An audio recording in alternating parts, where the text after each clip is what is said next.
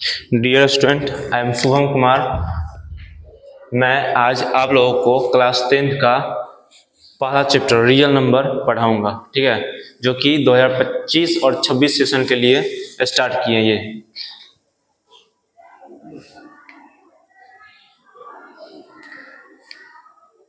देखो, एक आता है नंबर और एक आता है डिजिट। डिजिट किसको बोलेंगे? तो कोई भी किसी भी संख्या को लिखने के लिए, किसी भी संख्या को प्रदर्शित करने के लिए 10 चिन्हों की आवश्यकता होती है और प्रत्येक चिन्ह को हम क्या कहते हैं? अंक कहते हैं, यानी कि डिजिट कहते हैं। डिजिट किसको बोलेंगे? हमको कोई भी संख्या लिखना होगा। क्या लिखना होगा? संख्या, ठीक है। जैसे सपोज हम कोई संख्या लिखें तो उस संख्या को लिखने के लिए हमको 10 चिन्ह होगा। तो वो 10 चिन्ह कौन कौन है? कि 0 है, 1 है, 2 है, 3 है, 4 है, 5 है, 6 है, 7 है, 8 है, 9। इस 10 चिन्ह को हम क्या बोलेंगे? डिजिट बोलेंगे। क्या बोलेंगे? डिजिट। और इसी डिजिट के समूह को हम क्या बोलेंगे? नंबर बोलते हैं। क्या बोलेंगे? नंबर। जैसे यहाँ लिखा हुआ है 74 लिखा हुआ है। कितना लिखा हुआ है? 74। इसको पढ़ते हैं क्या? 74 बोलेंगे। और 74 जो है इसमें कौन कौन से डिजिट बना हुआ है? तो इस 7 और 4 को क्या बोलेंगे? हम डिजिट बोलेंगे। क्या बोलेंगे? डिजिट। और ये 74 को हम क्या बोलेंगे? 74 को बोलते हैं नंबर बोलेंगे। क्या बोलेंगे? नंबर। आइए समझ में।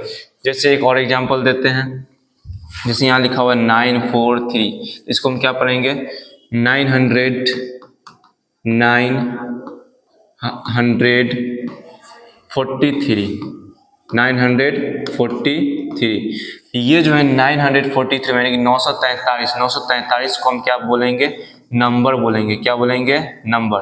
ये 943 जो हुआ कौन कौन से डिजिट से बना हुआ है? ये 943 जो इसमें डिजिट कौन हो गया? एक 9 हो गया, एक 4 हो गया और एक क्या हो गया? 3। तो 943 क्या हो गया? डिजिट हो गया। और इसको जो हम पढ़ेंगे 943, तो 943 एक क्या? एक नंबर है। लेकिन 9 उस 943 से जो बना हुआ नंबर, ये कौन से डिजिट से बना हुआ? 943। तो 9 से बना हुआ है 4 और 3। 9 और 4 3 तीनों को मिलाएंगे तो क्या बना? 943। तो ये 943 क्या हो गया? एक डिजिट हो गया। आएगा समझ में? आगे है कि प्राकृत संख्या किसको बोलेंगे? तो गिनती की संख्या को हम क्या बोलते हैं? प्राकृत संख्या। गिनती की संख्या को क्या बोला जाता है? प्राकृत संख्या। तो गिनती कहाँ से स्टार्ट होता है? 1 2 3 4 5 6 ऐसे चलता रहेगा। तो गिनती की संख्या को हम क्या बोलेंगे? प्राकृत संख्या बोलते हैं, ठीक ना। आप लोग बच्चे क्लास में पढ़िएगा, नर्सरी क्लास में जब होइएगा तो आप लोग उसमें क्या रहता है? गिनती कहाँ से स्टार्ट होती है? तो 1 से स्टार्ट होती है। तो गिनती मैंने जब ये गिनती स्टार्ट होता है 1 2 3 4 5 6 7 8 9, ये सब क्या हो गया? स्टार्ट कहाँ से होता है? प्राकृत संख्या 1 2 3 से स्टार्ट हो, माने गिनती की संख्या को हम क्या बोलेंगे? प्राकृत संख्या बोलते हैं, ठीक है। नेक्स्ट है पूर्ण संख्या। जब गिनती की संख्या में हम किसको शामिल कर दें? 0, यानी कि 1 2 3 4 5 6 7 8 9, इतना को हम क्या बोलते हैं? नेचुरल नंबर बोलेंगे, यानी कि प्राकृत संख्या बोलेंगे। इसी में हम किसको ऐड कर देते हैं? 0 को हम शामिल कर देंगे। उसके बाद पूरा को हम क्या बोलेंगे? पूरा को होल नंबर बोलेंगे। क्या बोलेंगे? होल नंबर, ठीक है। प्राकृत संख्या किसको बोलेंगे? 1 से लेकर के 9 तक को हम क्या बोलेंगे? 1 से जैसे चलते रहेगा तो वो हो गया आपको प्राकृत संख्या। उसमें 0 हम शामिल कर दिए तो वो क्या हो गया? पूर्ण संख्या हो गया। एक बात ये आती है कि जितना प्राकृत संख्या होगा वो सारा क्या होगा? होल नंबर होगा। देखिए होल नंबर में क्या क्या होता है? 0 होता है, 1 होता है, 2 होता है, 3 होता है, 4। यहाँ टोटल जो है क्या है? होल नंबर है। और यहाँ 1 से लेकर 9 तक जो मान लेते हैं, जहां तक भी जाएगी वो संख्या वो क्या होगी? 1 से लेकर स्टार जो होगी, ये जो हम ब्लू लाइन से अंडरलाइन किए वो क्या है? प्राकृत संख्या है। क्या है? प्राकृत संख्या है। और जो रेड कलर से हम जो अंडरलाइन किए वो क्या है? पूर्ण संख्या है। आई बात समझ में? तो ये जो है आपका, ये 1 दोनों में आ रहा है, प्राकृत संख्या में भी आ रहा है, पूर्ण संख्या में भी आ रहा है।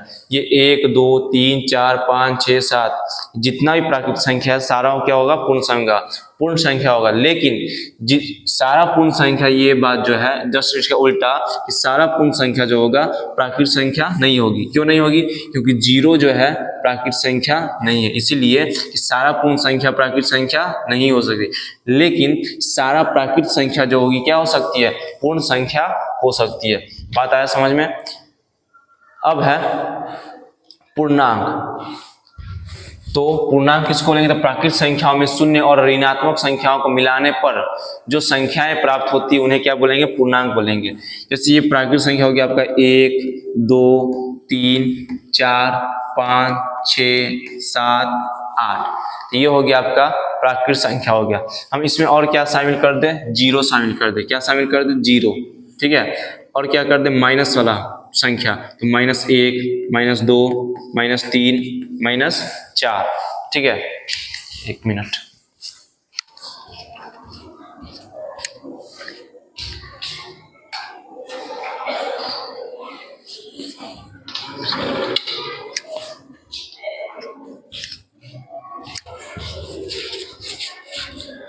देखिए, तो प्राकृत संख्या 1 2 3 4 5 डॉट डॉट डॉट ये अनंत तक जाएगा।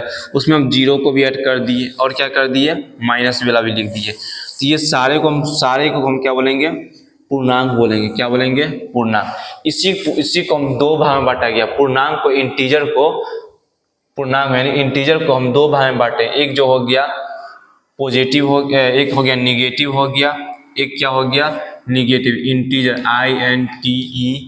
INTEGERS integer. इसको हम दो भाग में बांट दिए। एक जो हो गया निगेटिव हो गया, क्या हो गया? निगेटिव। और एक जो होता है नॉन निगेटिव होता है। क्या होता है? Non negative. ठीक है, निगेटिव में हो गया -1 -2 -3 -4।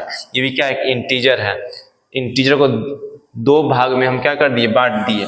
एक जो हो गया निगेटिव इंटीजर और एक जो हो गया नॉन निगेटिव इंटीजर। एक जो हो गया क्या हो गया? निगेटिव, और एक जो हो गया नॉन निगेटिव। निगेटिव इंटीजर यो हो गया जिसमें माइनस लगा रहा होता है। जब ये माइनस किसी संख्या में लग गया तो वो क्या हो गया? निगेटिव। और जिसमें प्लस लगा हुआ वो क्या हो गया? पॉजिटिव। तो यहाँ पर हमको पहले ये समझना है कि ये निगेटिव इंटीजर है। क्या है? निगेटिव। निगेटिव मतलब कि क्या लगा होना चाहिए? माइनस। और ये क्या है? नॉन निगेटिव, उसमें माइनस नहीं लगाना चाहिए। जैसे 1 2 3 4 ऐसे डॉट डॉट डॉट चलता रहेगा। लेकिन जीरो भी जो है क्या? एक नॉन नेगेटिव नंबर है। क्या है? Non negative. इसमें तो जीरो नहीं लगा हुआ है। इसी को हम क्या बोलते हैं? जीरो से लेकर एक डॉट डॉट कहाँ तक जाएगा? इसी को क्या बोलते हैं? हम होल नंबर बोलते हैं। क्या बोलते हैं? होल नंबर बोला जाता है। आई बात समझ में? इसी को हम क्या बोलेंगे? Whole number. हम पूर्णांक को यानी कि इंटीजर को हम एक और कैटेगरी से बांटते हैं। एक जो होता है पॉजिटिव होता है। क्या होता है? पॉजिटिव। एक जो होता है पॉजिटिव इंटीजर होता है और एक जो होता है निगेटिव इंटीजर होता है। एक क्या होता है? Negative integer. यानी पॉजिटिव इंटीजर हो गया धनात्मक संख्या। क्या हो गया? धनात्मक संख्या। और निगेटिव इंटीजर हो गया ऋणात्मक संख्या। क्या हो गया? ऋणात्मक। पॉजिटिव इंटीजर क्या हो गया? धनात्मक, और एक जो होता है ऋणात्मक। यानी कि पूर्णांक को हम दो तरह से बांटते हैं। एक बांटेंगे निगेटिव नॉन निगेटिव, ठीक है, एक बांटेंगे पॉजिटिव और निगेटिव। पॉजिटिव मतलब कि धनात्मक और निगेटिव मतलब क्या हो गया? ऋणात्मक। धनात्मक मतलब हो गया प्लस वाला जो भी संख्या हो वो क्या कहलाएगा? पॉजिटिव कहलाएगा। क्या कहलाएगा? धनात्मक कहलाएगा। डॉट डॉट चलते रहेगा। और ये निगेटिव यानी कि माइनस वाला जो भी होगा वो क्या होगा? निगेटिव संख्या होगा, निगेटिव इंटीजर। जीरो जो है न तो पॉजिटिव है और न ही क्या है? निगेटिव है। जीरो जो है न ही पॉजिटिव और न ही निगेटिव संख्या है। ठीक है, जीरो NEGATIVE। जीरो जो है न ही पॉजिटिव है और न ही निगेटिव संख्या, ना तो वो पॉजिटिव है ना ही वो निगेटिव है। आई बात समझ में? अब लिखा हुआ है सभी प्राकृत संख्या जो होता है पूर्णांक संख्या होती है। जितना भी प्राकृत संख्या किसको बोलेंगे? गिनती की संख्या को प्राकृत संख्या बोलते हैं। गिनती की संख्या जो हो गया आपका क्या हो गया? 1 2 3 4 5 6 7 ये सब क्या हो गया? प्राकृत संख्या। अब उसमें क्या होता है? सारा तो प्लस में होता है, तो वो भी प्लस वाले को हम क्या बोलेंगे? पॉजिटिव हो गया। तो सारा प्राकृत संख्या जो होता है किस में होगा? आपका इंटीजर होगा, उसको हम पूर्णांक बोलेंगे। सभी पूर्ण संख्या जो होता है, जो भी पूर्ण संख्या जो भी पड़े हैं, पूर्ण संख्या किसको लेंगे? गिनती की संख्या में हम गिनती की संख्या हो गया 1 2, उसमें जीरो को ऐड कर देंगे तो वो क्या हो जाता है? पूर्ण संख्या हो जाता है। तो उसको हम क्या बोलेंगे? वो भी क्या होगा? एक पूर्णांक होगा। पूर्णांक को हम दो कैटेगरी में बांटे, एक जो बांटे पॉजिटिव और एक जो बांटे निगेटिव। पॉजिटिव मतलब धनात्मक, एक हो गया निगेटिव मतलब ऋणात्मक। धनात्मक संख्या हो गया आपका जिसमें जिस संख्या में क्या होता है? प्लस लगा तो वो क्या होता है? धनात्मक, और जिसमें माइनस लगा तो वो क्या होता है? ऋणात्मक। लेकिन जीरो जो है ना तो पॉजिटिव और ना ही निगेटिव है। जीरो ना तो पॉजिटिव इंटीजर और ना ही निगेटिव इंटीजर है। ठीक है, उसके बाद आता है एक तरीका से और बांटे थे इंटीजर को, एक निगेटिव एक नॉन निगेटिव। निगेटिव मतलब हो गया ऋणात्मक, नॉन निगेटिव मतलब और ऋणात्मक। निगेटिव मतलब हो गया जिसमें माइनस लगा है तो वो नेगेटिव इंटीजर होगा, और नॉन नेगेटिव इंटीजर होगा जिसमें जीरो मुझे माइनस नहीं लगा होता, यानी कि माइनस किसने नहीं लगा होता, 0 1 2 3 4 5 6 7 8, ये जो हो गया आपका नॉन नेगेटिव इंटीजर हो गया। आई बात समझ में? तो ये हो गया आपका होल नंबर। आई बात समझ में? यहाँ पर आपका 0 नॉन नेगेटिव में आ रहा है, और यहाँ पर 0 जो है ना तो पॉजिटिव में आ रहा है ना ही नेगेटिव में आ रहा है। आई बात समझ में? नेक्स्ट सम संख्या। सम संख्या किसको बोलेंगे? वैसी संख्या जिसमें 2 से भाग लगाने पर क्या शेष आता है? 0 शेष आता है। तो वैसी संख्या को हम क्या बोलेंगे? सम संख्या। जैसे यहाँ लिखा हुआ है 2, हम 2 में 4 में भाग लगाते, 2 से 4 में भाग लगाएंगे, 2 दूनी 4, शेष कितना है? 0। यदि हम 2 से 32 में भाग लगाएंगे, कितने में भाग लगाएंगे? 32 में। तो 2 एकम 2, घटाएंगे तो 1, और ये हो गया 2, 2 छक्के 12, शेष कितना है? 0। तो हम 4 में 2 से भाग लगाए तो 0 शेष आया, 32 में 2 से भाग लगाए तो 0 शेष आया। तो जब किसी संख्या में 2 से भाग लगाने पर 0 शेष आए, क्या है? 0 शेष आए, तो वैसी संख्या को हम क्या बोलेंगे? सम संख्या बोलेंगे। क्या बोलेंगे? सम संख्या बोलते हैं।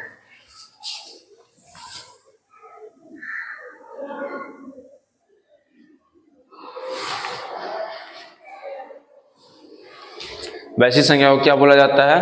सम संख्या। ठीक है, तो सम संख्या किसको बोलेंगे? तो वैसी संख्या जिसमें 2 से भाग लगाने पर क्या आता है? 0 शेष आता है। क्या आता है? 0 शेष।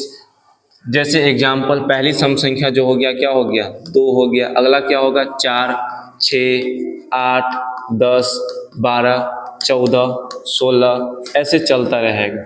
जितना में हम जो भी संख्या है, इसमें 2 से भाग लगाएंगे तो 0 शेष आएगा, इसमें भी 2 से भाग लगाएंगे तो 0 शेष आएगा, इसमें भी 2 से भाग लगाएंगे तो 0 शेष आएगा। कोई भी संख्या में हम 2 से भाग लगाएंगे, यदि 0 शेष आ गया तो वो कौन सा संख्या होगी? सम संख्या होगी। कौन संख्या होगी? सम संख्या। अब देखिए पहचानेंगे कैसे सम संख्या होगा? पहचान, संख्या के अंत में क्या लगा रहेगा? संख्या के अंत में, संख्या के अंत में, संख्या के अंत में क्या रहेगा?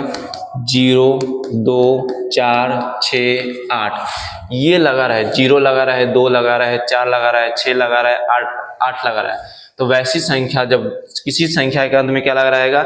0 लगा रहेगा, 2 लगा रहेगा, 4 6 8, ये सब लगा रहेगा, तो वो संख्या जो होगी क्या होगी? एक सम संख्या होगी। जैसे हम कोई भी संख्या लिखते 72, तो अंत में क्या लगा हुआ है? 2 लगा हुआ है ना, 2 क्या लगा हुआ है? एक सम संख्या का पहचान है। तो 72 जो है क्या है? इवन नंबर है।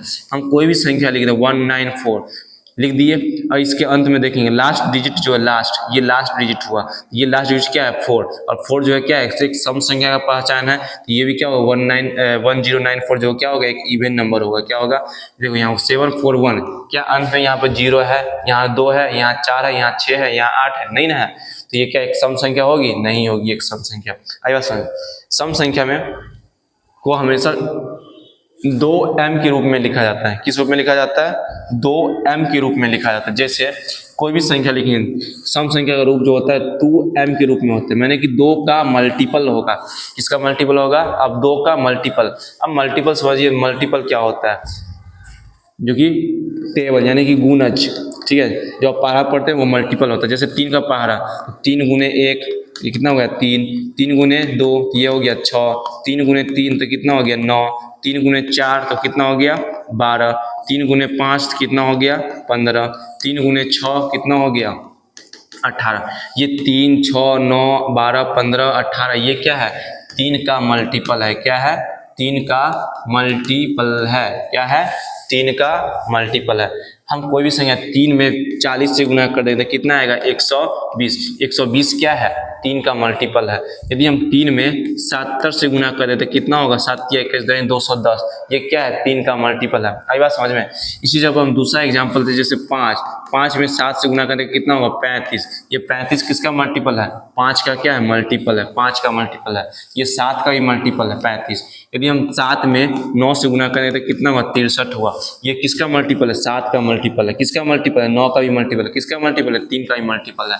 इसी को मल्टीपल बोला जाता है। ठीक है, लिखा हुआ सम संख्या, सम संख्या 2m के रूप में लिखा जाता है। 2m के रूप में होता है, यानी कि 2m, यानी कहने मतलब क्या हुआ? 2m मतलब हो गया आपका 2 गुने m। क्या हो गया 2 गुने, मैंने कि यहाँ पे कोई भी हम संख्या लिखेंगे वो 2 का मल्टीपल होना चाहिए। अब जैसे सपोज m की जगह पर हम क्या लिख दिए 1 लिख दिए, क्या हो गया 2। यदि हम m की जगह पर 2 लिख देते कितना हो गया 4। हम m की जगह पर 7 लिख देंगे तो कितना होगा 14। यदि m की जगह पर हम 20 लिख देंगे तो कितना होगा 40। ये जो है क्या 2 का मल्टीपल है, सब क्या है 2 का मल्टीपल। जो भी 2 के मल्टीपल होता है वो क्या होता है सम संख्या होता है। जैसे यहाँ लिखा हुआ है 6m + 2, ये क्या 2 का मल्टीपल है। तो इसमें देखेंगे, इसको देखेंगे 2 कॉमन है कि नहीं, 2 का मल्टीपल है कि नहीं। 6m को हम क्या लिख सकते हैं 2 गुने 3 गुने m।